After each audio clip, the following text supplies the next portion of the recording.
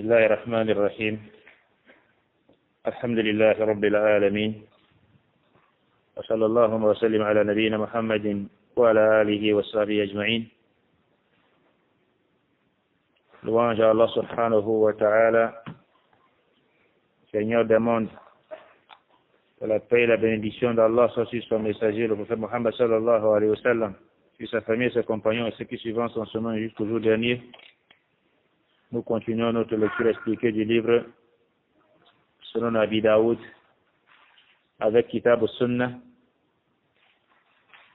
Cette fois-ci avec le chapitre Bab من دعا إلى السنة.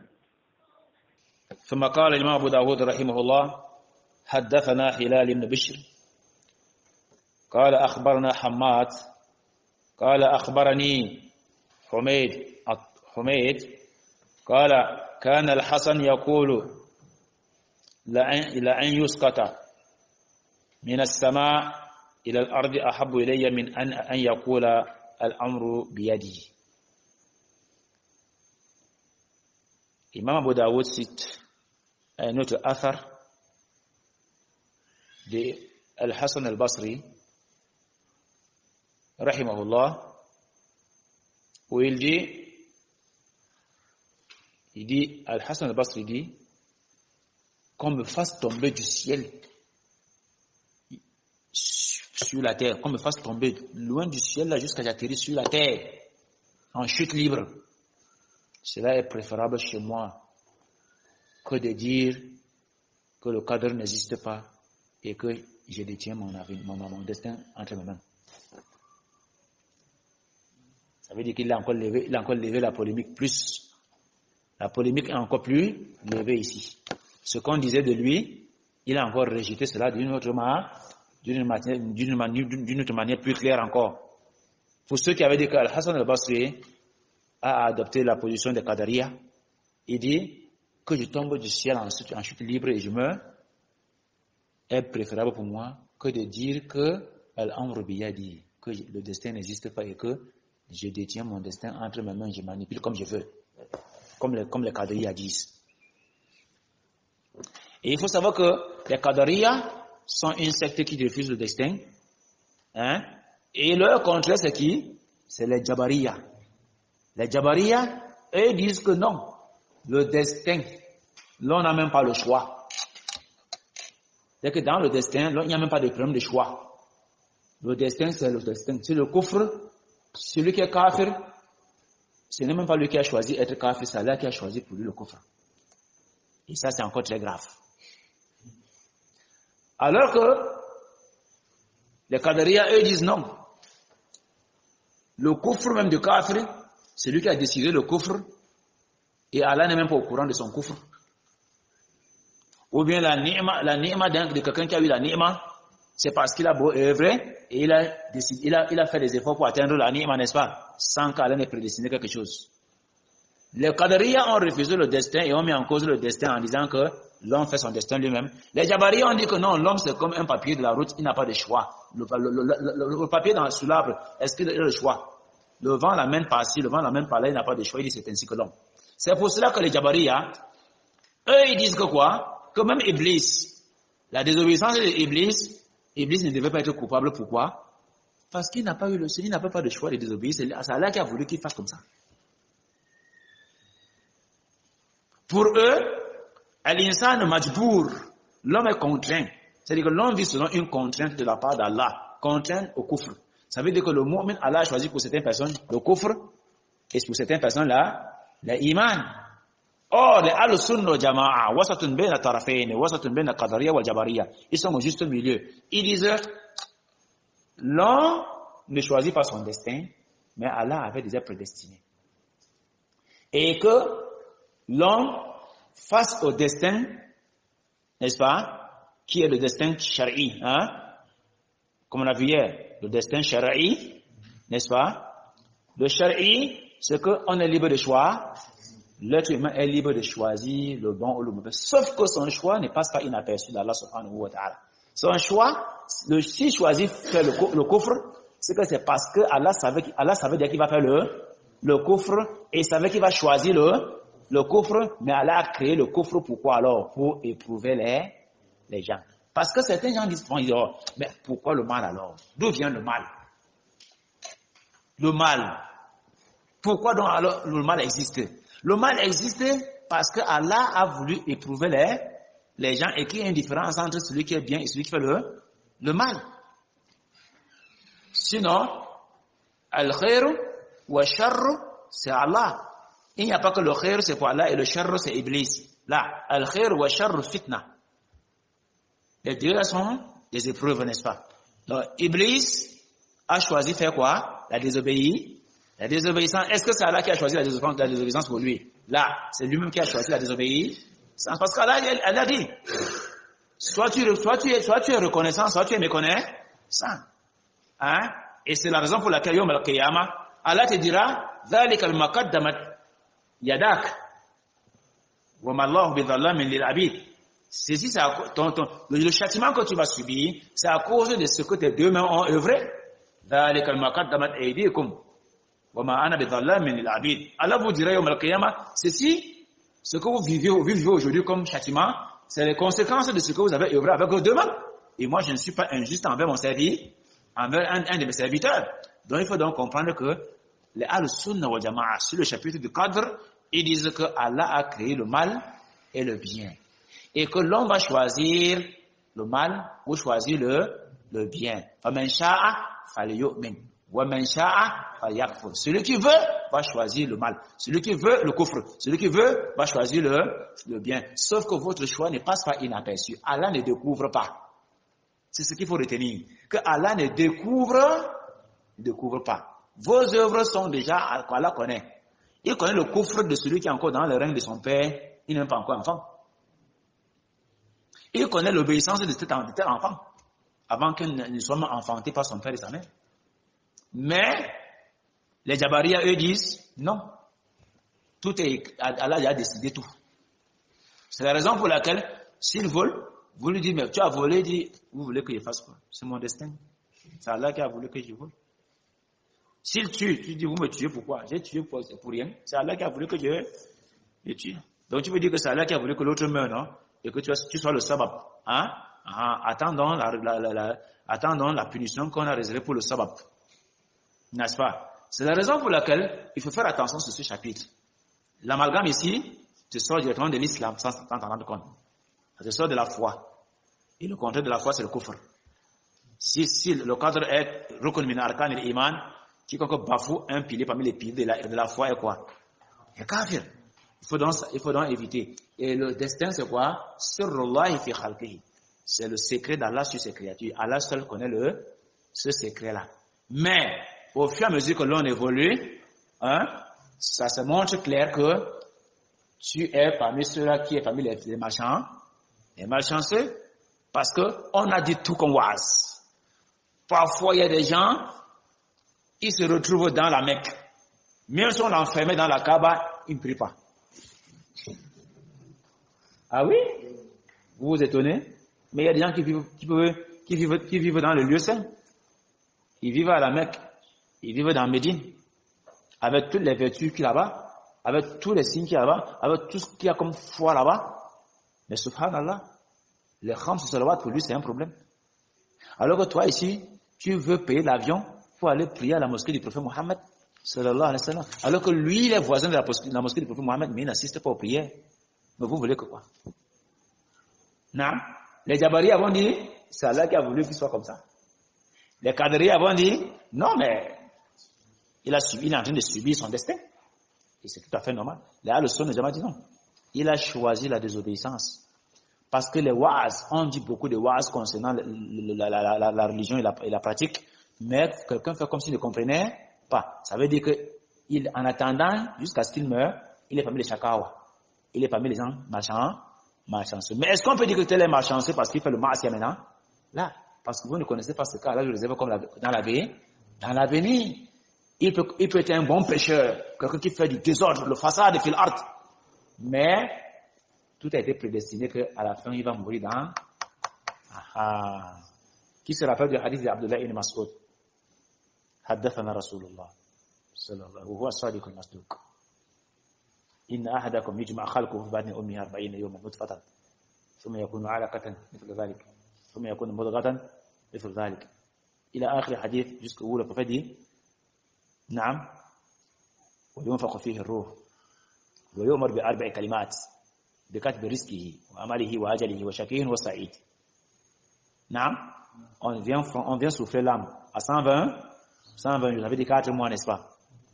Et on ordonne à l'ange 4 choses qu'il doit écrire. Il vient prescrire cela, sa durée de vie sur la terre, quand il va sortir. Si c'est 1 jour, 2 jours, 1 semaine. Wa amalihi, ce qui va œuvrer. Ce qui va œuvrer, on copie ça du grand Adwas. Wa amalihi, ce qui va œuvrer. Allah dit wallahu khalaqakum wa ma ta'malun. C'est Allah qui vous crée ainsi que tout ce que vous œuvrez. Si tu œuvres dans le coffre, c'est Allah qui a créé le coffre et tu as choisi le coffre, tu vas là. Allah a créé le coffre, mais il n'a pas dit que ce soit kafir. Mais tu as choisi le coffre et tu évolues vers ça. Allah a créé la foi. Toi, tu as choisi la foi et tu as œuvré vers cela. Il n'y a pas quelqu'un qui va œuvrer ce que Allah n'a pas créé. Il n'y a pas une œuvre sur la terre que quelqu'un va œuvrer alors qu'Allah n'a pas créé. Naam. Wa shaqiyun, et sa durée de vie sur la terre, ses œuvres. Et shaqiyun, il sera quelqu'un de malheureux, malchanceux, ou bien quelqu'un de noble. Saïd, n'est-ce pas? Et à la fin, le prophète a dit, Inna ahadakum la ya'malu bi amali ahli jannah. Quelqu'un d'entre vous œuvrera comme les gens du paradis, au point où on ne voit rien à rectifier sur lui. Tout le monde sait que non, ça c'est Masha'Allah, quelqu'un de bien. Lorsqu'il restera entre lui le paradis qu'un seul coudé, alors le destin, fayasbiqu le kitab, ce qu'on avait écrit pour lui, ça domine, fayadkhulu nar, fayamal bi amali ahli nari, fayadkhulaha. Il œuvre comme les gens de l'enfer et il finit par entrer en enfer. Le contraire aussi, quelqu'un œuvrera comme les gens de l'enfer, jusqu'à ce que lorsqu'il ne reste entre lui et l'enfer qu'un seul coudé, alors le destin domine, ce qu'Allah avait décidé et écrit pour lui, n'est-ce pas, domine, et qu'est-ce qui se passe? Il commence à œuvrer comme les gens du paradis, et il entre au paradis. Raison pour laquelle Aïcha radiallahu anha a rapporté cette parole du prophète en disant Al-a'malu bi khawatimiha. Al-a'malu bi khawatimiha. Les actes valent selon leur fin. Les actes valent selon leur fin. Wal hadith inda Bukhari. D'après Aïcha, les actes valent selon leur fin. Les Sahaba disaient que quoi? Ce hadith nous faisait peur. Ce hadith nous fait de la vie difficile, amère. C'est-à-dire que personne ne pouvait se réjouir être mu'min parce que tu ne sais pas dans quoi tu vas finir. Ça veut dire que quoi? Ça veut dire que tu peux beau œuvrer. Tout le monde sait que tu es quelqu'un du paradis, mais vers la fin, tu entres en enfer. Tu commences à faire le désordre. Tu peux œuvrer dans le péché. Tout le monde sait que ça c'est quelqu'un de l'enfer. Mais vers la fin, tu changes, tu deviens quelqu'un de bien et tu pour mourir et aller au paradis. Imam al-Nawawi apporte une bonne définition à ce hadith. Imam al-Nawawi, rahimahullah, dans Sharh Sahih Muslim, il dit, quant à celui qui œuvre bien jusqu'à ce que tout le monde pense que c'est quelqu'un du paradis, il dit, c'est celui qui œuvre, les gens voient dans l'apparence alors que son cœur n'est pas dans ça. C'est celui qui a un cœur corrompu, mais apparemment il fait des choses, tout le monde apprécie. Il travaille bien, mais l'intérieur est pourri. Et comme l'on ne meurt pas avec un intérieur, un akida qui est contraire à ce qu'il est dedans, avant qu'il ne meure, son vrai akida ressort. S'il aimait le désordre, il commence à faire le désordre. Le désordre qui est caché à l'intérieur de lui, dans le noir, ça devient apparent, il meurt dans ça. Il entre en enfer. C'est pour cela qu'on craint quand quelqu'un a une bonne akida dans la sunna, qu'il ne fréquente pas les ulémas et qu'il vit seul. S'il vit seul, sans être avec lui et les ulémas du manhaj, il risque de finir par mourir dans la bid'a. Parce que parfois on fait la sunna pour que les gens voient. Et au point où tu ne peux pas mourir dans ce que les gens ne voyaient pas. Les gens ne voyaient pas ton akida qui était mauvais. Mais avant de mourir, Allah fait ressortir cette akida et tu meurs dedans. Alors que l'autre qui fait le péché, Imam Nawawi dit, c'est celui qui fait le péché, mais il craint Allah, il le doute, il se demande qu'est-ce que je vais dire à Allah un jour. L'exemple de celui qui avait tué 99 personnes ou 100 personnes, mais il cherchait quoi? Le pardon d'Allah, n'est-ce pas? Et il se demandait, est-ce qu'Allah peut me pardonner un jour, si jamais je meurs? il avait peur de la mort, il avait peur d'Allah, de rencontrer Allah, n'est-ce pas? Cette crainte en lui a fait donc qu'il est mort dans ce que son cœur disait. Son cœur était la crainte d'Allah, espérant qu'Allah peut le pardonner, mais il n'a pas trouvé quelqu'un qui allait l'orienter. C'est la raison pour laquelle nul ne peut dire que son frère c'est quelqu'un de l'enfer, parce qu'il voit la gravité de ses péchés. Là, Allah sait dans quoi il va finir. Et le prophète Mohammed sallallahu alayhi wa sallam aimait souvent le dua si Allahumma ya muqallib al-qulub thabbit qulubana ala ta'atik. Oh Allah, manipulateur des cœurs, maintiens nos cœurs sur ton obéissance dans ta religion. C'est ça le grand dua. Parce que nul n'a la garantie que je suis maintenant sur la rectitude et je vais mourir là-dessus. Je suis sur la aqida sahiha et je vais mourir là-dessus. Parfois les choses chavirent. C'est la raison pour laquelle celui qui fait les choses par orgueil et ostentation, pour que les gens voient, il ne finit pas dans le bon chemin, il finit toujours dans ce que son cœur cache. Allah le dit. Donc, les masaïl du qadr sont très délicates. Les masaïl du qadr sont comment? Très délicats. Il faut faire attention de tomber dans la doctrine des qadriya, les existentialistes, ou bien la doctrine des murji'a, qui sont les fatalistes. Tout ce qui lui arrive, il dit, moi je suis comme un papier de la route. Je ne vole pas par volonté. C'est l'engin qui passe, il me fait voler. Et chez les qadriya, même Iblis est mu'min. Chez eux, tout le monde est mu'min. Même si tu as un petit grain de foi dans ton cœur, comme ça, tu entres au paradis. Chez les Jabariya, même si tu as un petit grain de foi, tout le monde est mu'min. Même si tu as prononcé le kufr avec la bouche, tu es mu'min. D'après eux, même Iblis est mu'min. Parce que Iblis reconnaît qu'Allah est son créateur. Il reconnaît qu'Allah est le Seigneur. Il a même invoqué Allah. Lorsqu'Allah l'a tout puni, il a dit Rabbi anzurni, Rabbi arini, Rabbi anzurni ila yawm yub'athun.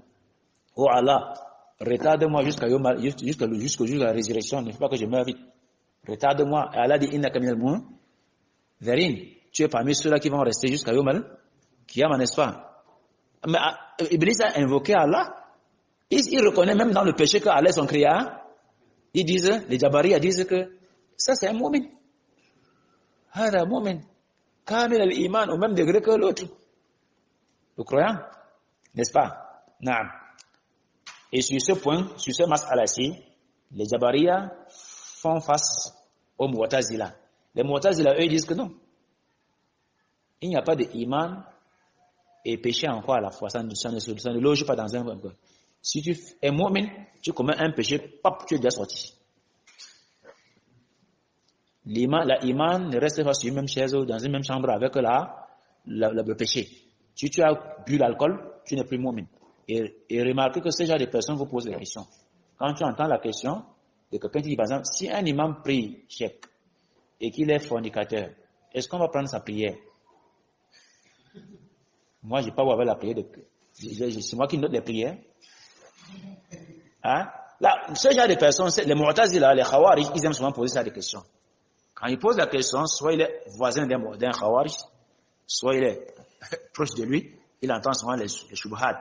Ils aiment souvent poser la question, si un imam, il fait le zina, est-ce qu'on peut encore prier derrière lui? Si tu dis, oui, on peut prier derrière lui, son zina c'est entre lui et Allah, hein, mais nous on se contente de la prière. Il dit, mais n'est-ce pas, Allah subhanahu wa ta'ala dit, n'est-ce pas le prophète sallallahu alayhi wa sallam dit, la yazni al-mu'min, hina yazni wa huwa mu'min, n'est-ce pas le croyant ne fait pas le zina. Pendant qu'il fait le zina, il est encore mu'min. Je lui ai dit, oui, c'est vrai, le hadith dit vrai. Il dit, mais pourquoi alors prier derrière lui? C'est qu'il est kafir. Parce que s'il n'est plus mu'min, ça veut dire qu'il est kafir. Dimana la salat n'est plus validée derrière lui. Par conséquent, même sa salat aussi n'est pas acceptée. Subhanallah, ce n'est pas l'être humain qui note la salat. C'est Allah qui note la salat. Et le hadith, il a mal compris. Quelqu'un peut être pécheur, il peut être mu'min et il pêche. وَسَيَأْتِ بَابِ إِنشَاءَ فِي زِيَادَةِ الْإِيمَانِ وَنُقْصَانِهِ. Nous aurons le chapitre sur la baisse de la foi et l'augmentation chez les croyants. Que al-aslu inda al-sunnah wa jama'a ziyadatu al-iman wa wa l'adilla kathiratu inshallah sana'ati ilayha. Alors, il dit, N'est-ce pas? Quelqu'un ne fait pas le zina pendant qu'il fait les mu'min? On dit oui. Mais le hadith, le prophète a dit plutôt que Allah, pendant que quelqu'un est en train de faire le zina, à l'instant T là, on lui ôte la foi. Et il ne reste que le qadr mujzi. Il ne reste que la petite quantité. Malgré la grande foi qu'il avait, quand il tombe dans le zina, on lève la foi sur lui pendant le zina. Et il revient encore mu'min après le zina, mais sauf qu'il est mu'min naqis al-iman. Un mu'min dont la foi a diminué.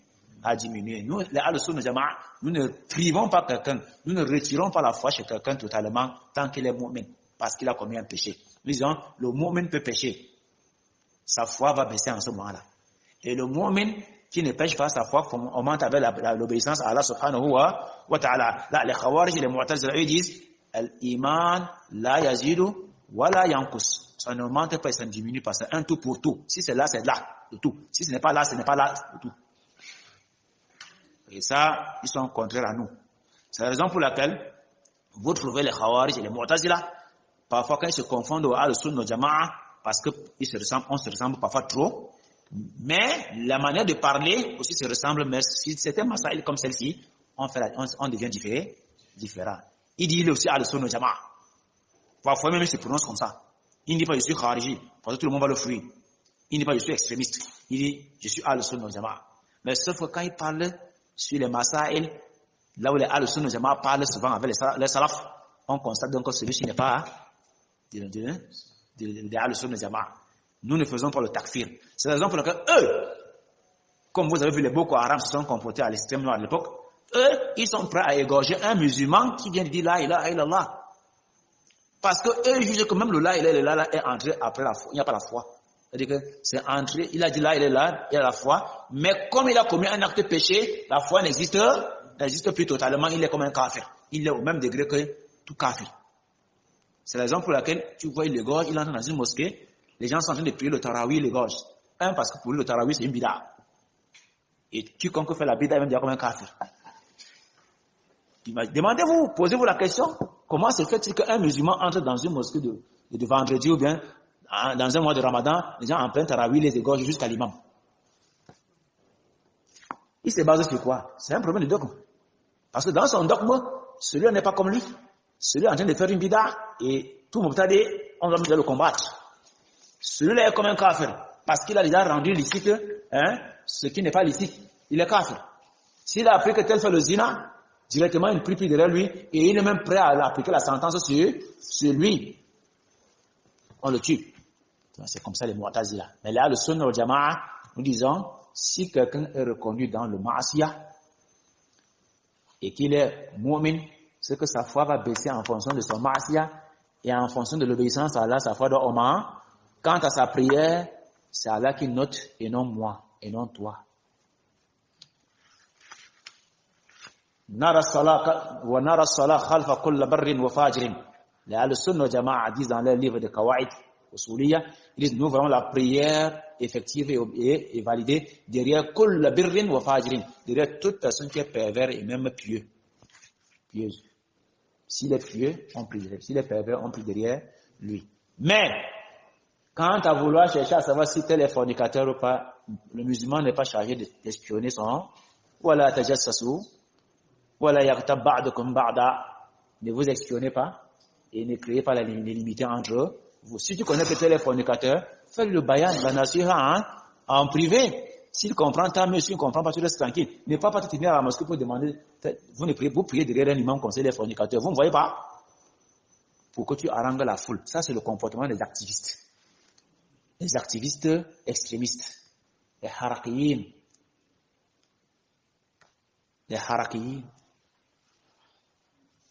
parmi les Mu'tazila et les Khawarij. Naam.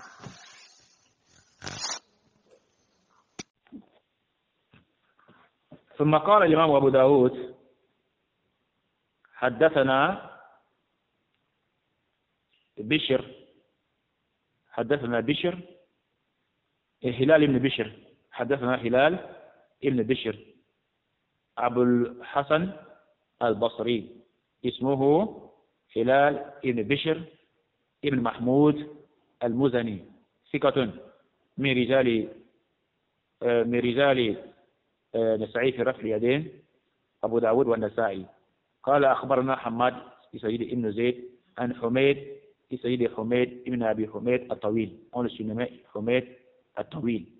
نعم حميد ابن أبو حميد الطويل ثقة من رجال الجماعة. Et Al-Hassan al-Basri est celui que vous connaissez déjà.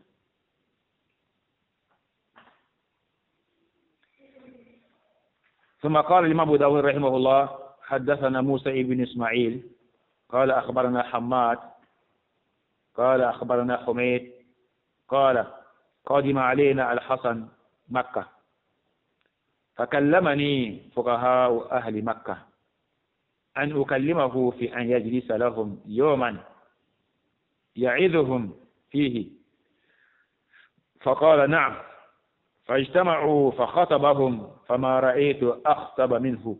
فقال رجل يا أبا سعيد من خلق الشيطان؟ فقال سبحان الله هل من خالق غير الله؟ خلق الله الشيطان وخلق الخير وخلق الشر. قال يقول الرجل قاتلهم الله كيف يكذبون على هذا الشيخ. ولا يوجد أثر الإمام أبو داود السجستاني رحمه الله rapporte d'après Al-Hassan al-Basri. Moussa ibn Ismaïl, c'est At-Taboudaki. Nous l'avons déjà vu. Un Hamad ici n'est plus le Hamad ibn Zayd. Alors qu'en haut, c'est Hamad ibn Zayd qui rapporte d'après Humayd al-Tawil. Maintenant, ici, c'est Hamad ibn Salama qui rapporte d'après le même Humayd al-Tawil. On n'est pas donc confondre. Humayd al-Tawil, il dit, Qadima alayna al-Hassan. Un jour, l'imam al-Hassan, il vivait à Médine. Il est arrivé chez nous à Makkah. Les rendre visite. Et c'est comme ça les savants à l'époque, les savants. Depuis fort longtemps jusqu'à nos jours, les savants ont l'habitude de se déplacer de ville en ville et de pays en pays pour, Inch'Allah, entrer en contact parfois. Ce qu'on a, le bayan que l'autre va venir dire ici, c'est un bayan que les autres ont déjà longtemps dit, mais l'autre vient dire, Inch'Allah, et ça devient très utile à d'autres, n'est-ce pas? Et parfois même ça confirme ce que les autres disent souvent. Très bien. Al-Hassan al-Basri se retrouve à Makkah. Les savants, les fuqaha de Makkah se sont réunis pour voir Humayd al-Tawil pour lui dire si tu pouvais parler à ton cheikh afin qu'il nous donne une assise de cours où il va nous entretenir. C'est comme ça. Il pose un problème. Il voudrait que Al-Hassan al-Basri les entretienne. Mais en réalité, peut-être c'est eux qui savent sur quel point ils vont finir par poser les questions, mais le savant est prêt. Et c'est ça le alim. Le alim s'assoit sur la table, il ne sait pas à qui il a affaire. Il y a peut-être 500 personnes assises, et parmi eux, ceux qui t'aiment, et parmi eux, ceux qui ne t'aiment pas, parmi eux, ceux qui sont dans la sunna comme toi, et parmi eux, ceux qui sont dans la Shia, les Khawarij, les Mu'tazila, toutes les qualités, tout Tabligh, Soufi, Ikhwani, ils sont assis devant toi. Chacun a sa part de questions avec piège. Et tu ne connais pas. Alors, Al-Hassan al-Basri a accepté et a donné une assise où il les a entretenus. Humayd al-Tawil dit, ils sont retrouvés avec les fuqaha de Makkah. Al-Hassan al-Basri les a entretenus. Il dit, je n'ai pas vu quelqu'un qui entretient les gens au point comme Al-Hassan al-Basri. Je n'ai pas vu quelqu'un éloquent comme lui. Je n'ai pas vu quelqu'un qui entretient les gens jusqu'à les gens se sentent satisfaits comme lui. Subhanallah. C'est comme ça. Allah donne à qui il veut la science. Il parle, les gens sont tellement émerveillés et ils sont convaincus. Alors il dit, Faqala rajulun, un homme dont il n'a plus cité le nom ici, il a dit, Ya Aba Sa'id. La question, parmi les questions qu'on avait posées à Al-Hassan al-Basri, comme de coutume, après une conférence, n'est-ce pas, il y a toujours des questions. Il dit, Ya Aba Sa'id, Man khalaqa shaitan. Qui a créé shaitan? Vous voyez la question du fait? Qui a créé shaitan? La réponse de Aba Sa'id, c'est quoi? Subhanallah. Il a d'abord rendu grâce à Allah. Il dit Subhanallah. Louange à Allah. Il est étonné. هل من خالق غير الله? Est-ce qu'en dehors d'Allah, il y a un créateur? Est-ce qu'en dehors d'Allah, il y a un créateur? Pour dire, tu poses la personne qui a créé Shaitan comme si Shaitan avait sa part de monde. Ça ressemble un peu à ce que les chrétiens disent dans leur doctrine. Que Dieu a créé le monde avec tout ce qui est bien. Et Shaitan a créé ce qui est mauvais. C'est comme si Dieu a créé son monde et Shaitan est venu s'accaparer d'une partie et a créé le mal. C'est la raison pour laquelle vous voyez qu'eux, ils font des caricatures où le bien, c'est Allah et le mal, c'est le hadith est rapporté par le Sihah et ainsi que Ibn Hibban dans son Sahih. Il dit Allah subhanahu wa ta'ala, le prophète sallallahu alayhi wa sallam, souvent dit dans le droit quoi, hein, al-khayr biyadik, wa sharru laysa ilayk. Est-ce que ça veut dire que le char, le bonheur c'est bien, le bien c'est pour Allah et le mal c'est pas pour Allah? Là, il n'y a pas de contradiction entre ce hadith où Allah subhanahu wa ta'ala, Allah a créé toutes choses, hein, même le mal et le bien dans le cadre là c'est Allah, n'est-ce pas? On va comprendre Inch'Allah la synthèse entre les deux textes. Alors ça ressemble un peu à ce que les autres racontent que Iblis c'est le mal et que Allah c'est le bien.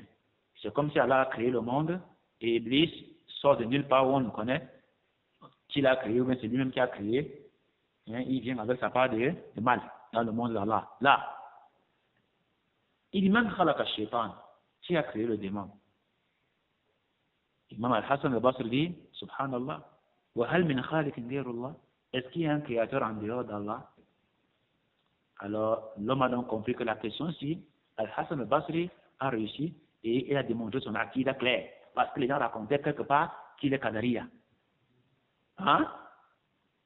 Parce que certaines personnes démontrent que Iblis, c'est comme si Allah n'a pas de même idée sur lui, et que Iblis fait comme il veut. Ceux qu'Allah a décidé qu'ils doivent être guidés, Iblis fait comment? Il les égare. Là, Iblis, il joue un rôle de malfaiteur. Il passe son temps à sionner vers les hommes pieux, n'est-ce pas? Mais il ne peut égarer un homme pieux. Allah dit, inna ibadi laysa laka alayhim sultanun illa man ittaba'aka min al-ghawun. Allah dit, n'est-ce pas? Inna ibadi, mes serviteurs, laysa laka alayhim sultanun, tu n'auras aucun pouvoir sur eux, tu ne pourras pas leur dominer. Illa, excepté ceux qui vont te suivre, les ghawun, les faibles d'esprit, ceux qui suivent la musique, ceux qui suivent les perversités, ceux qui suivent les bois. Donc ça veut dire que Iblis n'est pas une personne différente. Il n'est pas une créature hormis de l'emprise d'Allah subhanahu. Il est dans l'emprise d'Allah subhanahu, mais il sera là pour éprouver les croyants, afin les créatures d'Allah, afin qu'ils soient avec lui dans l'enfer. Et le jour où il mourra, Allah va décider qu'il meurt, il va mourir. D'autant plus qu'Allah lui a accordé la longue vie. Si Allah veut mourir, il devait mourir. Mais en demandant la longue vie à Allah subhanahu wa ta'ala, Allah savait qu'il va vivre longtemps et il a demandé à Allah à valider pour que ça coïncide avec le cadre. Iblis n'a pas demandé à Allah, Rabbi Anzrini, oh Allah, rends-moi une longue vie jusqu'à le jour où tu vas ressusciter les gens. Et Allah, comme Allah ne connaissait pas, qui va demander à Allah à valider. Non, Allah savait qu'il va demander ça. Même le fruit, avant qu'Adam le mange, Allah savait qu'Adam va manger. Toutes les ruses que Shaitan a apportées pour tromper Adam, toutes les ruses, la désobéissance de Shaitan, Allah savait. Donc, l'homme a donc compris que Al-Hassan al-Basri a passé son examen. Al-Hassan al-Basri, l'examinant qu'il apportait, c'était pour vérifier si Al-Hassan al-Basri va dire que l'Iblis et le Shaitan est quelque chose dont Allah n'a pas créé, c'est une créature à part, c'est quelque chose à part, c'est un autre Dieu peut-être, le Dieu du mal. Parce que les gens ont fait le Dieu du bien et le Dieu du mal. Donc le Dieu du mal, c'est Iblis, et le Dieu du bien, c'est Allah et chacun. Allah dit, s'il y avait deux dieux sur la terre, s'il y avait deux dieux qui ont créé les cieux et la terre, ce serait détruit, n'est-ce pas? Chacun Dieu leur dit, vas-y pour moi. Le titre à part, ton action, tu parles, vas-y pour moi. N'est-ce pas? Si entre les cieux et la terre, s'il y avait deux dieux qui ont créé ça, ce serait détruit un jour, parce qu'ils vont bagarrer, se disputer. Combien de personnes ont été charriées, shuraka, pour un business, après ils sont séparés, ils sont détruits, ils sont finis au tribunal. Hein? Voilà, chaque Dieu serait parti avec sa cote part, l'autre avec sa cote part, l'autre aurait maudit, l'autre aurait maudit, l'autre. Mais le seul créateur, c'est Allah. Il a créé le bien et le mal. Nous croyons au destin bon comme mauvais. Que le bon vient d'Allah et le mauvais vient d'Allah. Et le mauvais même n'est même pas mauvais parce que ce que nous voyons de mauvais, c'est bien chez Allah. Raison pour laquelle le sens du hadith wa sharru laysa ilayk, qu'on est attribué par le mal sans cause. Tout mal que tu as créé à Allah, hein, le mal n'était pas attribué. C'est un mal sans cause, sans sens. Le sharru mahda laysa ilayk, parce que le sharru c'est toi un hikmah. Le mal c'est toi un hikmah. Imagine tout ce qu'Allah a fait de mal pour toi voir. Je te démontrerai qu'il y a un hikmah, il y a des gens qui ont fait un bien fait pour toi. Imagine. Tu vas me dire, bon, un jour, vraiment, mon seul enfant que j'avais accouché, Allah a fait les mots, il avait 2 ans. Subhanallah. Tu vas dire, voilà une mauvaise chose qu'Allah m'a fait. Et tu penses que si c'est Allah qui a fait ce qu'il a très mal fait. C'est comme ça, non? Non. Mais c'est un bien pour toi. C'est plutôt un bien pour toi. Pourtant, tu vois que c'est un mal, non? La voiture a cogné cet enfant, il est mort devant toi comme ça. Il n'y a pas de mal qu'Allah t'a fait que ça. Comme ça. Hein? Mon seul enfant, unique. Ya salam. Allah a demandé à Ibrahim alayhi salam de égorger sa part. Hein. Il allait égorger. Tu sais qui? Ça pas même c'est la voiture qui a cogné. C'est encore moins grave. Pour Ibrahim alayhi salam, c'est Allah qui lui demande, mets le côté, tu coupes. Mais il est allé le faire. Jusqu'à ce que ce l'ange qui dit, stop. Allah dit, voilà un bélier pour remplacer. Un jour, le prophète Mohammed sallallahu alayhi wa sallam, les femmes ont dit, ya Rasulallah, nous n'arrivons pas à assister à tes assises comme les hommes. Tes assises, nous n'avons pas accès comme les hommes. Donne-nous un jour où tu vas nous parler l'islam là. Tu vas nous prêcher. Alors, le prophète a dit, notre rendez-vous, quel jour chez elle? Et ça, c'est parmi les hadiths qui montrent que le prophète ne prêchait pas seulement aux hommes, mais il y avait les sahabiyat qui avaient aussi besoin, et les femmes en ont besoin de da'wah aussi. Le prophète sallallahu alayhi wa sallam a rassemblé les femmes dans cet endroit-là, et il les a prêchées. Parmi les femmes, elles ont pleuré.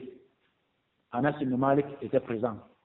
Il dit, parmi les choses que le prophète avait exhorté les femmes, et il les a rappelées, il les a tranquillisées avec. Après qu'il les a fait pleurer, il dit, il n'y a pas parmi vous une femme, ou un couple, une femme avec son mari, dont elle a perdu 3 adolescents, 3 enfants, gosses encore, et qu'elle a enduré, et s'est remise à Allah, inna lillahi wa inna ilayhi raji'un, sauf que Allah lui donne le paradis. Une femme se leva parmi les femmes, au milieu des femmes, et a dit, ya Rasulallah, même 2 aussi, même celle qui a perdu 2. C'est devenu quoi? C'est devenu une course. Comme s'il y a des femmes qui ont étudié des enfants là-bas, on a dit, vous ne mourrez pas. Pour que j'entre au paradis, je suppose dans le paradis. Vous faites quoi là? Hein? Ou bien, certaines femmes ont demandé, ya Allah, fais au moins mourir mon petit garçon qui est à la maison, ma petite fille. Et qui va faire ce genre de doigts là? Vous voulez le paradis? Vous ne voulez pas l'épreuve? Vous voulez le paradis, mais vous ne voulez pas l'épreuve?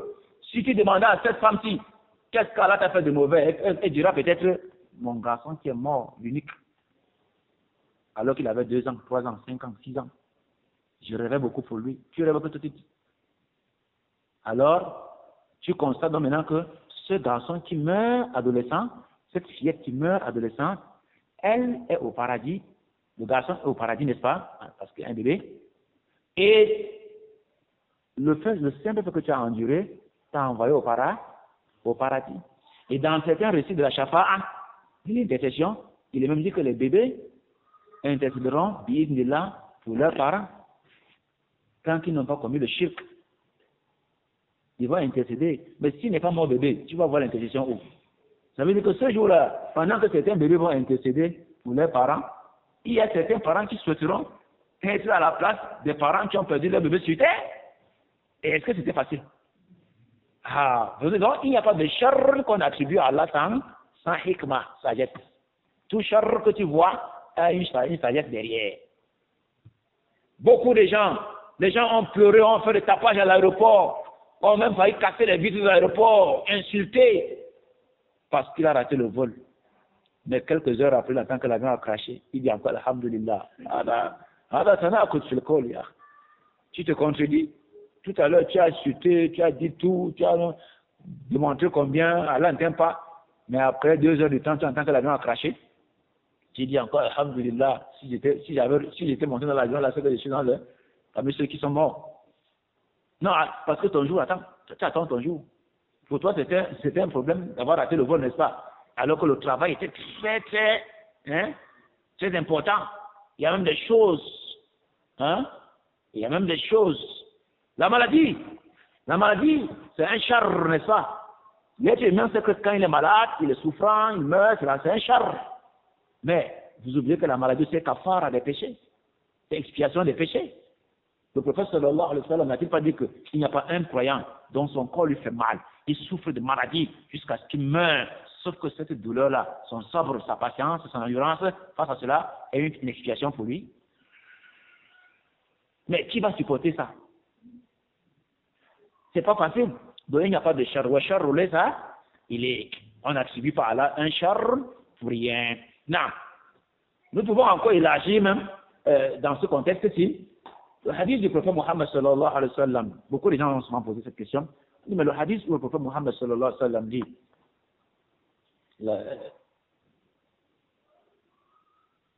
son labs c'est لا يرد القدر إلا الدعاء ولا يزيد في العمر إلا البر. لا يرد القدر إلا الدعاء. Rien ne repousse le destin sauf l'invocation. Il n'y a que l'invocation qui peut repousser ou bien modifier le destin. ولا يزيد في العمر إلا البر. Et rien ne peut augmenter la vie de l'homme comme l'obéissance à son père et sa mère, la bienfaisance envers son père et sa mère. Subhanallah. Voilà encore une autre de hadith. On dirait que ça veut dire que peut-être la charia se contredit. Là, le destin est là. Les savants ont dit, je me rappelle notre cher Cheikh Abdel Mohsin Al-Abbad, il aimait souvent répéter cette parole-ci, mais il avait souvent l'habitude de dire quoi? Il disait, quand on lui posait la question par rapport à ce hadith, et je l'ai écouté plusieurs fois pendant qu'on lui pose la question sur ce hadith, il disait toujours comme ça. Il disait yakhluqullahu al-asbab wal musabbabat. Allah crée, quand il crée une chose, il crée les causes. Allah ne crée pas une chose sans sa cause. Quand il crée une chose, il crée sa cause. Donc il n'y a pas de destin sans cause. Hein? Allah yakhluqullahu al-asbab wal musabbabat. Si le prophète sallallahu alayhi wa sallam a dit la yaruddu al-qadr illa ad-du'a wa la yazidu fi al-umri illa al-birr, rien ne peut repousser ou modifier le destin sauf l'invocation. Ça veut dire que quoi? Ça veut dire que Allah crée le destin et crée la cause. Si Allah a créé que tu seras quelqu'un de riche, quelqu'un qui aura beaucoup d'argent, il va créer quoi? La cause pour avoir l'argent. Si Allah a créé que tu seras un leader, il va créer la cause pour être leader. C'est le genre de personne où tu le vois, pendant que vous priez dans la mosquée, si se retrouve à l'entrée de la mosquée en train de lever les mains, il est en train de demander quoi? L'argent. L'argent, ya Allah. L'argent. Et bi'idhnillah, Allah facilite qu'il est là, l'argent. Ça veut dire que s'il est riche, Allah va créer les causes pour avoir l'argent. Ça veut dire soit le doua, n'est-ce pas? Il prie beaucoup, il demande le doua. Celui qui va avoir le pouvoir, celui qui aime le pouvoir, le titre, il bouscule, il fait tout. On dit qu'il faut même faire passer par axe, par tel tunnel, il entre. On sort, on monte, il monte. Pour avoir le pouvoir. Tout son problème, c'est le yas'a il a dalé. Il va tout œuvrer pour avoir cela. Il se bat. Il bagarre pour arriver à cela. Et à travers les invocations. Ça veut dire que quand Allah crée ce que tu vas avoir, il fait que il te facilite les invocations, tu pries trop Allah pour ça. Tu marches derrière même les gens pour dire prie pour moi. Pourquoi non? Il dit je veux l'argent. Celui qui veut le titre, le pouvoir, il dit priez pour moi. C'est comme ça que vous voyez les leaders politiques, quand la campagne arrive, ils sont derrière les imams en train de demander les prières. Parce que Allah a prédestiné qui sera un leader. Et pour qu'il arrive à cela, le dua, ça veut dire que le dua ne contredit pas le destin, mais confirme le destin. Ah, d'avoir mana. Là, il y a le cadre, il a le dua, bimana, le cadre, le destin, le dua ne peut pas rejeter le cadre, ne peut pas repousser et rectifier le cadre, mais sauf que ça le confirme. Ce qu'Allah a créé que tu serais prédestiné, tu fais des efforts en invoquant Allah pour cela. Bimana, le hadith est donc compris de Yankoka, que le cadre, le dua confirme le destin. Voilà, il y a de faire ombre il le bir. Et rien ne peut augmenter la longue vie de quelqu'un comme l'obéissance à ses deux parents. Ça veut dire que lorsque Allah, Allah crée quelque chose et ses causes. Si tu auras une longue vie, Allah peut faire que les causes pour ta longévité, la longévité, c'est quoi? C'est que tu es tellement bien avec tes parents au point où eux même encore prient que Allah te donne une longue vie, de peur que tu meurs avant eux et qu'ils souffrent après toi. Et ça, c'est récurrent. C'est beaucoup dans beaucoup de familles où il y a les parents, 2 ou 3 enfants sont devant eux, mais tu vois le père et la mère, dans leur doua secret, ils demandent Dieu à Allah. Oh, fais que celui-ci ne meure pas avant nous. Parce que s'il meurt avant nous, le service qu'il nous rend, qui va nous le faire? Vous voyez comment le papa et maman invoquent beaucoup Allah, que Allah accorde longue vie à celui-ci. Au point où quand il est un peu malade, papa et maman sont déjà dans les problèmes, sont déjà en difficulté, de peur qu'il meure, parce que s'il meurt, l'assistance, c'est que c'est la plus. Alors qu'un autre enfant, c'est un je m'en fous. Que papa a mangé ou ne pas manger, c'est pas son problème. Habillé ou pas, c'est pas son problème, il s'en fout.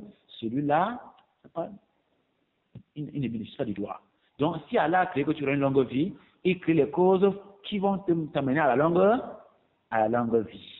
Et c'est ça, ça veut dire que le dua confirme. L'obéissance entre deux parents confirme le destin, mais ne contredit pas le destin. Mais quelqu'un va dire, et pourquoi les mauvaises personnes parfois mettent long? Il y a parfois on prie que celui qu'on prie même qu'il mette long, c'est lui-même qui meurt tôt. Et celui qu'on n'aime même pas, c'est lui-même qui meurt long. Oui, c'est parmi les choses qui montrent que Allah subhanahu wa ta'ala détient le destin de tout un chacun. Parce que celui qui va mettre long, c'est une épreuve aussi pour lui. Parce qu'il va mettre long et ses péchés vont augmenter. C'est encore mieux de mourir tôt. Parce que les péchés qu'il devait accumuler qu'il devait commettre l'année prochaine et l'année prochaine, s'il meurt cette année, il ne sera pas dans ces péchés-là. Et Allah, quand il aime un serviteur, il récupère plus son âme. Ça c'est clair, c'est fondé que Allah, quand il aime un serviteur, il peut abréger son âme afin qu'il ne subisse pas la tourmente qui peut encore le faire apostasier après. Il peut avoir une fitna qui va se vivre dans l'année prochaine. Une tourmente qui va bouleverser les croyants l'année prochaine. Mais Allah récupère les âmes de certaines personnes qui ne pourront pas supporter. Allah récupère leur âme, ils ne vivent pas cette tourmente-là. Et après, peut-être ceux-là qui sont les mauvais vont vivre cette tourmente-là et vont être éprouvés et vont chavirer. Donc vous voyez comment Allah subhanahu wa ta'ala gère. Donc, ici, Allah crée les causes et Allah crée chaque chose et sa cause. Il n'y a pas de destin sans cause. Même celui qui est dans le mal. Si jamais il va mourir dans le mal, prenons le cas d'un voleur par exemple. Si le voleur, ça veut dire qu'il maîtrise l'activité. Et quand il va voler, qu'est-ce qu'il dit? Oh Allah, facilite-moi. C'est que mon ami l'autre jour a tiré sur lui. C'est vrai qu'il avait fait une bêtise, il avait fait l'erreur. Il ne devait pas prendre par le mur là pour escalader, il devait plutôt escalader de l'autre côté, mais c'est ça, tu avais voulu comme ça là. Les bandits maîtrisent mieux le destin. Les malfaiteurs, surtout les bandits, ils savent très bien que le destin est, mais sauf qu'ils font comme les Jabaria. Ils veulent démontrer à Allah que si je suis voleur, c'est toi qui as fait. Et si on tire sur moi encore, c'est encore toi qui auras fait. Donc il part en vol, comme ceux qui partent en guerre. Et il demande à Allah, oh Allah, protège-le. Et lorsqu'on tire sur lui, ça ne prend pas, il dit Allahu Akbar. Parce qu'il reconnaît que même dans son activité de vol qu'il a choisi, hein, il est en train de désobéir à Allah et c'est le destin. Mais sauf que Allah n'a pas choisi le destin pour lui de voler. Mais Allah, lui seul, a choisi le vol comme métier. Et quelles sont les causes pour qu'il arrive au vol? C'est ça qu'il faut, c'est ce qu'on veut maintenant savoir. Qu'il n'y a pas de destin sans cause. Qu'est-ce qui lui a amené au vol? La mauvaise amitié. Vous savez très bien. Il a commencé par marcher avec les mauvais garçons. Voilà la cause de son destin. Il a marché avec les voleurs, les bandits. Il a copié d'eux le banditisme. Allah a créé le cadre de sa cause. 2. Il a commencé à apprendre à chipper les choses des gens. Et c'était comme ça le début du vol. Au point où il est devenu habile et il ne supporte plus vivre sans voler. Qu'est-ce qui a poussé à cela? C'est les petits gestes qu'il faisait inaperçus. Quand l'enfant a fait quelque chose, il faut réprimander très tôt. Ça veut dire, s'il a commencé à voler un œuf, attends-toi hein, qui va voler un poulet, et attends-toi qui va voler un mouton, et c'est comme ça qu'il finit par voler un bœuf. Au jour où il a volé l'œuf, commence à le blâmer et contrôle avec qui il marche, de peur qu'il soit parmi ceux-là qui va finir par apprendre le vol et que ça devient un sabbat pour son cadre que tu ne connais même pas encore. Ça, il faut faire attention. Car là, nous en préserve. Donc, ici, l'histoire de Hassan al-Basri, ou bien le récit de Hassan al-Basri, ici, nous amène à comprendre que le shaitan est parmi les makhloukat d'Allah subhanahu wa ta'ala. Et que le désordre que le shaitan fait est une épreuve pour les croyants. Afin que ceux qui soient guidés, qu'on voit leur effort, n'est-ce pas? Et que ceux qui ont choisi l'égarement, qu'on voit aussi leur effort à être égarés dans le suivisme du shaitan. Non. C'est la raison pour laquelle il dit, cet homme-là, après la question, c'est quand Hassan al-Basri a bien répondu, il a dit que quoi? Il dit, Qatalallah, Qatalahumullah, qu'Allah les tue tous. Kayfa yakdhibuna ala hadha shaykh. Comment les gens peuvent mentir sur ces cheikhs comme ça? Et vous voyez que partout on a piégé Al-Hassan al-Basri, on a piégé pour qu'il dise une parole qui ressemble au pour les Qadariya. Il n'a pas dit, il dit qu'Allah les maudisse. Et ça, c'est parce que les Qadariya voulaient emmener Al-Hassan al-Basri pour qu'il soit dans leur mazhab. Ils voulaient démontrer aux gens que Al-Hassan al-Basri est avec nous. Alors, si un grand cheikh, un imam, une référence comme celui-là, est avec les Qadariya, c'est ce qu'ils recherchent. Donc, de l'autre côté, il y a les Qadariya qui veulent arranger l'esprit des gens afin qu'ils comprennent que Al-Hassan al-Basri est dans la même position dans l'Aqida. Et de l'autre côté, les ennemis de Hassan al-Basri qui souhaiteraient voir Al-Hassan al-Basri tomber dans la bid'a, comme de nos jours, les gens aiment souvent voir un cheikh qu'on dit qu'il est terni. Son image est ternie. Naam.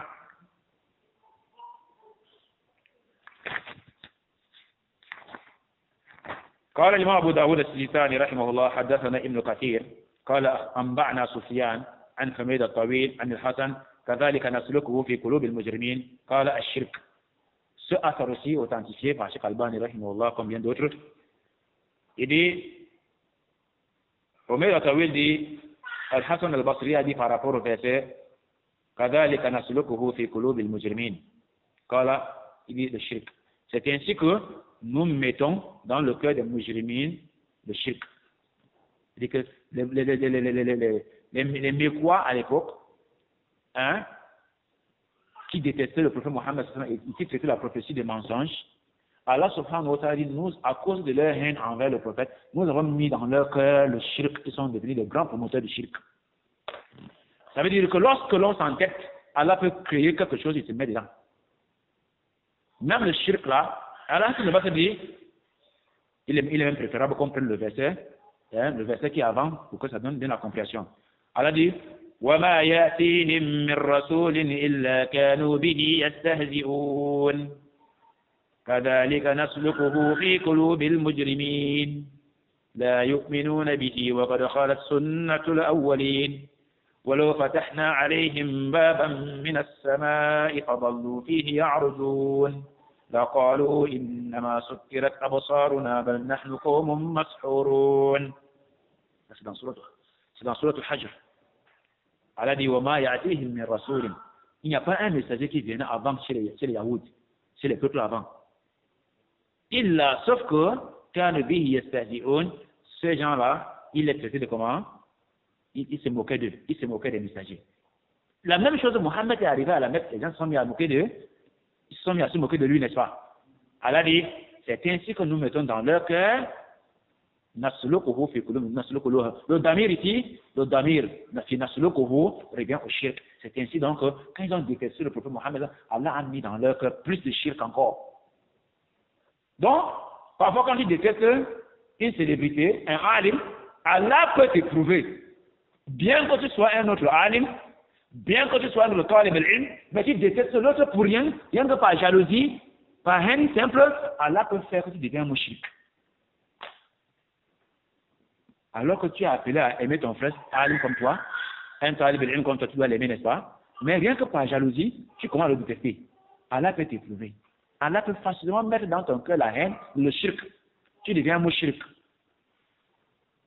Il dit, Allah dit, c'est ainsi que nous avons mis dans le cœur des mushrikin de la Mecque le shirk. Ils sont comportés comme ceux qui sont passés avec les Moïse et les Moussa alayhi salam et les Zakaria et les Yahya. Ils se sont mis à détester. Lorsqu'ils sont mis à se moquer du prophète Mohammed sallam, Allah a mis dans leur cœur le shirk. Et il a écouté la suite du verset. La yu'minuna bi. Ils ne croient plus donc à la prophétie du prophète Mohammed sallam. Alors que les histoires anciennes ils ont su dans l'histoire ce qui arrivait à leurs ancêtres quand ils se sont moqués de Moïse, de Moussa alayhi salam, quand ils se sont moqués de Isa alayhi salam. Ils ont compris ce qu'Allah a frappé les peuples avec, n'est-ce pas? Mais ça ne les a pas empêchés de tomber dans la même chose, la même coutume des autres, et ils ont écouté le châtiment d'Allah subhanahu wa ta'ala. Allah dit, ne t'en fais pas, même si on ouvrait une porte comme ça, qui part de la terre jusqu'au ciel. On dit escalader, monter sur l'ascenseur pour aller au ciel. Voilà le prophète qui dit que voilà une porte allant au ciel. Bien ouverte, grandement ouverte, tout le monde voit. Ils vont dire, au lieu de monter directement, parce que le prophète a dit monter pour aller au ciel, ils vont dire, Innama sukkirat absaruna. On nous a voilé les yeux, ça c'est un faux semblant, ça c'est la magie ça. Bal nahnu qawmun mas'hurun. Nous sommes un peuple ensorcelé. C'est-à-dire que jusqu'au point où, à force même la plus grande évidence, c'est une porte qui mène au ciel, comme ça là, et il y a l'ascenseur. Monter pour aller au ciel. Ils vont dire non. Ça, c'est la magie. Au lieu de monter d'abord pour voir, ils vont dire non, c'est la magie. C'est comme ça qu'Allah, quand il met le coffre et le shirk dans ton cœur, tu refuses la prophétie, même sans réfléchir. وكذلك نسلكه في قلوب المجرمين قال الإمام الحسن البصري الشرك ونستفيد منه معنى الآية. Et nous profitons donc dans ça, que ça c'est le sens même du verset selon le tafsir des salaf. Non. C'est la raison pour laquelle le verset va aussi dire que يعني أن كل شيء مقدر الاهتداء والإضلال.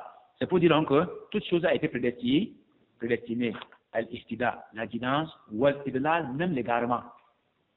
Mais ceux qui vont choisir l'égarement sont connus, ceux qui vont choisir la guidance sont connus.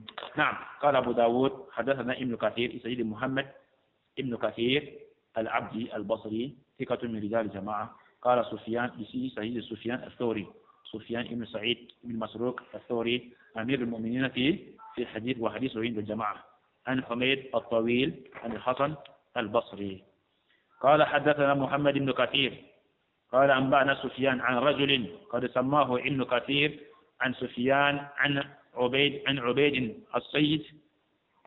السيد عن الحسن في قوله عز وجل في قول الله عز وجل وحيل بينهم وبين ما يشتهون قال بينهم وبين الإيمان. Abu Daoud le Sijistani cite encore un autre affaire d'après Al-Hassan al-Basri, faisant la compréhension des versets qui ont des problématiques avec les Qadariya. On l'a posé la question, Allah a mis une barrière entre eux et ce qu'ils espéraient. Les mouchriquins espéraient la foi un jour, non? Ils espéraient avoir l'iman pour entrer au paradis, non? Allah dit, Allah a mis une barrière entre eux et cette foi dont ils espéraient. C'est comme ça que Hassan al-Basri a interprété. Pour dire que le mouchrik, à cause de sa haine envers le prophète, Allah l'a privé du bonheur, d'avoir même la foi. Naam. Quand tu as choisi la rébellion et la désobéissance, Allah peut faire que, même quand tu veux faire du bien, ça tombe toujours mauvais. C'est pour ça qu'une personne qui est habituée à faire du mal, il y a des moments où il veut même faire du bien, ça tombe toujours mal. Allah dit, et Allah vous enfonce, il vous encourage encore. C'est-à-dire que l'argent que tu n'avais pas, tu as ça. Pour que tu t'enfonces encore plus. Et ça va même dire, et quand on m'a dit, mais attention, comment pouvez-vous dire que telle personne est pervers et qui n'est pas aimé par Allah le Seigneur, Allah le Très-Haut, alors qu'il a tout l'argent, les biens, il a, les belles femmes, il a, les beaux enfants, il a, les voitures, tout ça. C'est même une preuve que Allah est avec lui. Là, on lui dit non. C'est une preuve qu'Allah l'a piégé, il est tombé, et Allah ne l'aime pas. Parce que cet argent, c'est pour l'enfoncer encore dans le dalala. Les mouchriquins, à cause de leur haine vis-à-vis du prophète Mohammed, Allah a mis dans leur cœur le shirk. Et en plus de cela, il a mis une barrière entre eux et la foi dont ils espéraient. Ils n'arrivent pas à devenir croyants. Ils veulent le croire, mais ça ne vient pas. Raison pour laquelle, vous voyez un peu c'est dans mes amis, n'est-ce pas? Vous voyez? C'est-à-dire que quelqu'un réfléchit. Il sent que ce que Mohammed a dit est vrai. Mais sauf que, il dit avancer, non, c'est m'humilier. Comment est-ce que je vais suivre la religion d'un enfant comme ça? C'est un petit garçon qui a grandi, on était malheureux là, on lui donnait les moutons pour qu'il le promène. C'est comme s'il devenait le leader. Donc, Mohammed veut devenir le chef. Donc, c'est comme si je veux m'aligner derrière lui. Non. Qu'est-ce que Walid avait dit? Walid est entré, il a conversé avec le prophète Mohammed sallallahu alayhi wa sallam, mais quand il est sorti, il a fait comment? Il a encore tout abandonné. Il ne vous fakkara wa qaddar. Fakutila kayfa qaddar. Thumma nazar. Cette histoire montre que l'homme est arrivé face au prophète Mohammed sallallahu alayhi wa sallam. Il lui a dit des paroles prophétiques, des récits de la prophétie qui le convainquaient. Mais dehors, ce qu'il dit c'est vrai. Mais je ne crois pas encore. Mais je veux croire. Mais après dit, il a bagarré, il a longtemps resté, mais Allah a déjà mis dans son cœur le shirk. Il a mis une barrière entre lui et la iman. Il n'arrive pas à être croyant comme vous. Il n'arrive pas à voir les choses comme ses enfants. Les jeunes enfants qui ont vu la iman, les papas n'ont pas vu. Si c'est un problème d'âge, les Walid, les Umayya, les Uqba, ils ne seraient pas des kuffars. Ils seraient défendus de des mouminiens parce que la sagesse, avec l'âge, l'expérience, tout devait faire qu'ils devaient voir. Mais ils n'ont rien vu. C'était pourquoi Allah a mis une barrière entre eux, ce qu'ils pouvaient espérer comme foi. D'autres pouvaient même accepter Mohammed. Mais si Mohammed avait été quand même d'une tribu comme Khouza, ou bien comme Bani Makhzoum. Mais nous, les Makhzoumines, on ne peut pas aller simuler chez les Abdul Muttalib. C'était une lutte de tribus, voilà, on connaît cette barrière. Mais si Mohammed avait été quand même un enfant d'une opulence, comme par exemple les Ikrim ibn Abi Jahl, ou bien comme par exemple les Safwan ibn Umayya, les enfants bien nantis, bien... ils devaient parler, on devait comprendre parce que c'est la classe des riches. Vous voyez que le problème du capitalisme vient lui barrer là, comment un pauvre va amener un riche à être derrière lui. Et là, vous voyez la prophétie comme un problème de leadership. Vous dites non. je pouvais encore supporter être derrière comme quelqu'un comme un berger, quelqu'un que j'ai donné mon mouton, il a payé, il a promené à la fin du mois, je l'ai payé, il va me dire que quand Allah, et je viens m'aligner derrière lui, il dit que le messager, voilà autant de choses qui ont constitué des barrières entre eux et la prophétie du prophète Muhammad sallallahu alayhi wa sallam. Naam. محمد بن كثير العبدي البصري تقدم معنا عن سفيان الثوري عن رجل سفيان الثوري سفيان بن سعيد بن مسروق الثوري ça c'est parmi les savants du milieu du 10e siècle. Sufyan al-Thawri meurt en 160 de l'Égypte. Il meurt en 160 de l'Égypte. Il est contemporain très proche d'Abu Hanifa et il vivait à Koufa, n'est-ce pas? Un rajulin, d'après un homme. Ici il y a Ibrahim. L'homme n'est pas bien. On n'a pas cité son nom ici, il est inconnu, n'est-ce pas? Non, mais sauf que dans le deuxième isnad, Ibn Kathir l'a bien surnommé, il s'agit de Obeid al-Sayyid. Obeid al-Sayyid, c'était Obeid ibn Abdurrahman al-Muzani, Abu Obeida al-Basri, al-Sayrafi. On le reconnaissait beaucoup de plus de al-Sayyid. Lui aussi, il est Sadoukun Mirizal et Abi Daoud, d'après Al-Hassan al-Basri. Ça veut dire que ça, c'est un des élèves de Hassan al-Basri qui pose une question sur le même sens des Masail du Qadr. Et Cheikh Al-Bani rahimahullah a authentifié le hadith, et sûrement parce que la personne non identifiée dans le premier isnad est identifiée au deuxième isnad, et le hadith la chaîne de transmission est Hassan quand même. Est Hassan, et Cheikh Al-Bani l'a authentifié. En réalité, donc, cette suite de questionnaires sur Al-Hassan al-Basri concernant les versets qui ont tendance à suivre le cadre, c'était parce que sûrement il y avait de la polémique autour de lui sur est-ce qu'il est Qadariya ou bien sur la Sunna, n'est-ce pas?